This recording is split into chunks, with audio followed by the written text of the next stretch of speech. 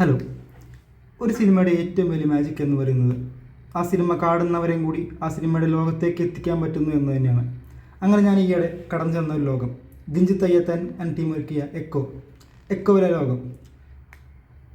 Cinema ഏകദേശം 2 മണിക്കൂർ നേരത്തേക്കേ ഉള്ളൂ. പക്ഷേ സിനിമ തുടങ്ങി അവസാനം തീരുന്നത് വരെ, അല്ലെങ്കിൽ തീർന്നു കഴിഞ്ഞിട്ടും ഞാനിപ്പോഴും ആ ലോകത്ത് തന്നെയായിരുന്നു കുറച്ച് അധികം നേരം. കാരണം ഒരുപാട് ചോദ്യങ്ങൾക്ക് ഉത്തരം കിട്ടാതെ ഞാൻ അവിടെ സ്റ്റക്കായി നിൽക്കുമായിരുന്നു. അതുതന്നെയാണ് ഈ പടത്തിലെ ഏറ്റവും എനിക്ക് ഇഷ്ടപ്പെട്ടത്. ഒരു സ്പൂൺ ഫീഡിങ് നൽകാതെ കാണുന്നവരെയും കൂടി ചിന്തിക്കാൻ പറ്റുന്ന രീതിയിൽ തന്നെയാണ് പടം എൻഡ് ചെയ്തിട്ടുള്ളത്.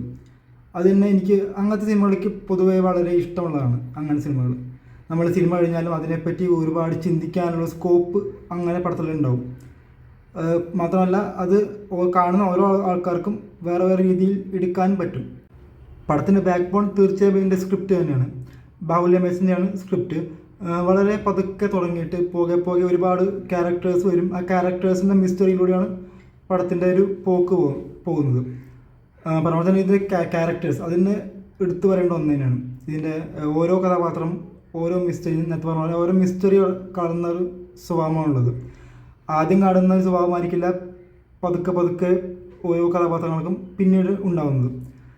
അത് പെർഫോം ചെയ്തായാലും എല്ലാം കൊണ്ടും ഗംഭീരം തന്നെയാണ്. ഇപ്പോൾ എടുത്തു വരാണെങ്കിൽ ഇതിൻ്റെ സന്ദീപ്, അശോകൻ, വിനീത്, നരേൻ, അങ്ങനെ മലേഷ്യൻ ആൾക്കാർ 2-3 പേരുണ്ട്. എല്ലാവരും ക്യാരക്ടേഴ്സ് തന്നെ അടിപൊളിയാണ്. അതുകൊണ്ട് തന്നെ അവർക്ക്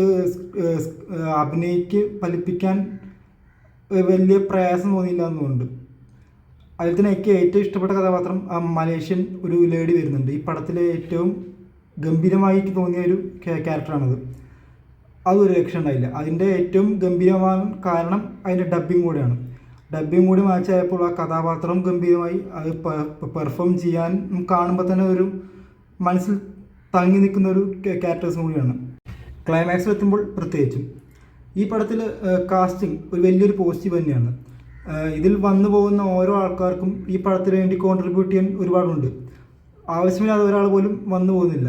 അതുകൊണ്ട് തന്നെ ഇവർ തരുന്ന ഓരോ ഇൻപുട്ടും ഈ പടത്തിൻ്റെ ഗ്രാഫ് ഉയർത്താനായിട്ട് വല്ലാതെ ഹെൽപ്പ് ചെയ്യുന്നുണ്ട്. ബാഹുല്യ മേസിൻ്റെ സ്ക്രിപ്റ്റിനൊപ്പം എടുത്തു വരേണ്ടതാണ് അദ്ദേഹത്തിൻ്റെ DOP. ഈ സിനിമ ഓൾമോസ്റ്റ് ഷൂട്ട് ചെയ്തത് കേരള കർണാടക ബോർഡറിലുള്ള ഒരു മല, കാട്, അങ്ങനത്തെ ഒരു ഏരിയയിലാണ്. ആ ഒരു ഏരിയയിലെ ഏറ്റവും ഗംഭീരമായ വിഷ്വൽസും അത് കൂടാതെ അതിൻ്റെ ഭീകരമായ മറ്റൊരു വേർഷൻ, ആ മറ്റൊരു വശം കൂടി ഏറ്റവും കിടിലൻ ഇമ്പാക്റ്റോടെ നമുക്ക് കിട്ടുന്നുണ്ട്.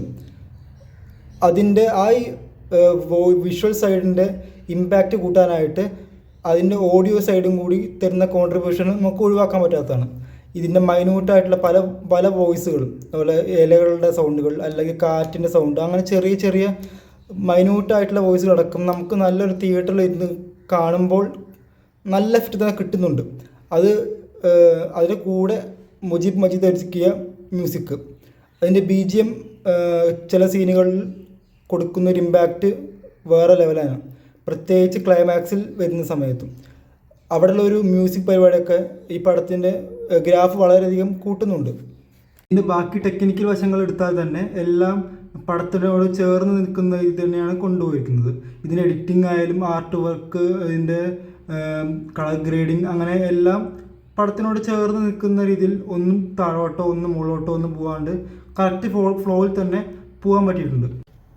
ഇതിലൊഴിവാക്കാൻ പറ്റാത്ത മറ്റൊരു കാര്യമാണ് ഇതിലെ നായ്ക്കളെ യൂസ് ചെയ്ത രീതി. നമ്മൾ കാസ്റ്റിംഗ് എടുത്താൽ തന്നെ അതിൽ പ്രധാനമായിട്ടും വരാൻ പറ്റുന്നൊരു പേരും കൂടിയാണ് ഇതിലെ നായ്ക്കളുടെ പേര്. പിന്നെ അതിലെ ക്യാരക്ടേഴ്സിനെ പോലെ തന്നെ പല ലെയേഴ്സിലും ഈ നായ്ക്കളെ നമുക്ക് കാണാൻ പറ്റും. ചില സീനുകളിൽ നമുക്ക് ശരിക്കും പേടി തോന്നുന്ന രീതിയിൽ ഭയങ്കര ഭീകരമായിട്ടൊരു ആളായിട്ട് കാണിച്ചെങ്കിൽ മറ്റൊരു വശമായിട്ട് നമുക്ക് ഇഷ്ടം തോന്നുന്ന രീതിയിൽ, എന്നാൽ നമുക്ക് പ്രൊട്ടക്ഷൻ തരുന്ന ഒരു നല്ല ആളായിട്ടും നമുക്ക് അങ്ങനെ രീതിയിൽ നമുക്ക് ഈ നായ്ക്കളെ കാണാൻ പറ്റും. അവർ തരുന്ന ഒരു കോൺട്രിബ്യൂഷൻ, ആ നായ്ക്കൾ തരുന്ന കോൺട്രിബ്യൂഷൻ ഈ പടത്തിൻ്റെ ഏറ്റവും വലിയ സ്ട്രെങ്ത്തിലൊന്നു തന്നെ. ടോട്ടലി പറയുകയാണെങ്കിൽ ഈ പടം ഈ കൊല്ലം ഇറങ്ങിയതിൽ one of the best cinema എന്ന് പറയാം. അത് മലയാള സിനിമയുടെ ലെവൽ ഉയർത്താൻ തക്കവണ്ണം പവർ ഈ പടത്തിനുണ്ട്.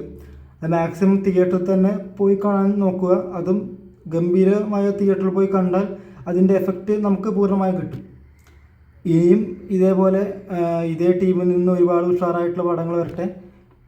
കാത്തിരിക്കുന്നു. Thank you.